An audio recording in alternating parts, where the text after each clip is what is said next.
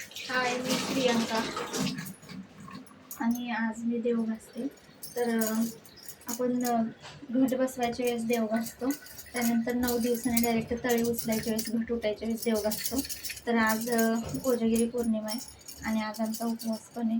आज माझा, माझ्या सासूचा आणि मुलांनी पण खिचडीच खाल्ली. आता डब्याला पण खिचडी नेली. एक मुलगा येईल शाळेतून, 12 वाजता शाळा सुटते. नाही, एकाची 12:30 पावणे 1पर्यंत भरते शाळा, 5:45पर्यंत सुटते मोठ्या मुलाची, तो 2रीला आहे. आणि कोजागिरी पौर्णिमेला असं मग ते एक तळी उचलायच्या वेळेस, घट उठायच्या वेळेस, देवी उठायच्या वेळेस देव घासले. त्याच्यानंतर ना आज देव घासले. एकदा देव घासले की 9 दिवस ते हलवायचे नसतात. त्याच्यानंतर तळी उचलायच्या वेळेस हलवले, घासले आणि नंतर ना मग डायरेक्ट कोजागिरी पौर्णिमेच्या वेळेस म्हणजे आज हे घासले देव. आज आमचा उपवास आहे. तर असं म्हणतात की कोजागिरी पौर्णिमेचा उपवास करायचा असतो. 9 दिवस जे उपवास करतात, जे देवीचे उपवास करतात ना घटामध्ये, नवरात्रीमध्ये, त्यांनी कोजागिरीचा उपवास करायचा असतो. तरच आपला तो नवरात्रीचा उपवास सफल ठरतो. आपला म्हणजे तरच आपला तो नवरात्रीचा उपवास हे करतो, मान्य होतो असं म्हणतात. त्यामुळे आम्ही आज उपवास पकडलेला आहे. आज कोजागिरी पौर्णिमा आहे आणि घट उचलल्यानंतर पण आपण हलवत नाही ना तेवढ्या डायरेक्ट कोजागिरीला आज हलवतो. तर असं म्हणतात की त्यानंतर नवरात्री नंतर देव झोपतात.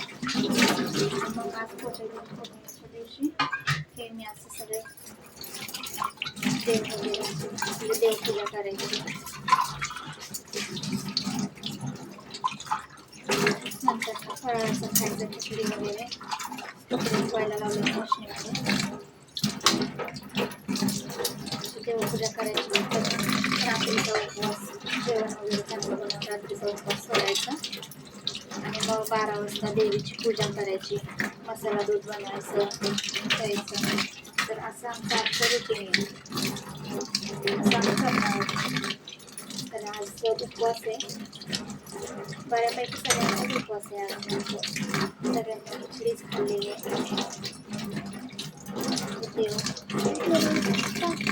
आणि मुलांना पण खिचडी आवडते, साबुदाण्याची, त्याच्यामुळे त्यांनी पण खिचडीच खाल्ली.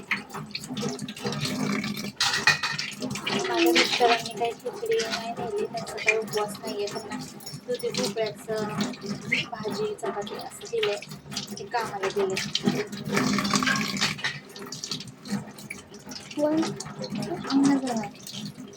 असं नसतं, दुकानात दाखव आणि देव पण दाखवायचं.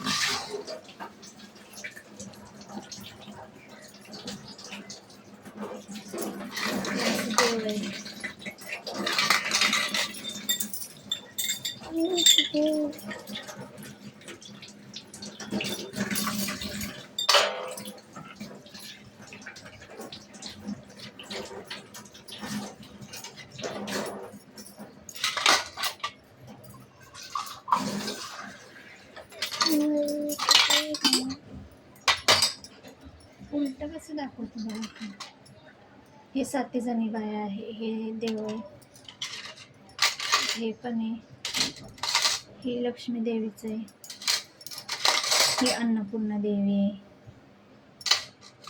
शंख आहे, अगरबत्ती, हे शंख ठेवायचं, दिवा, घंटा.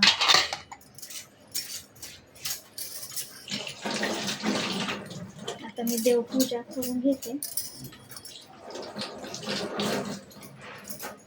धन्यवाद. काय बंधू?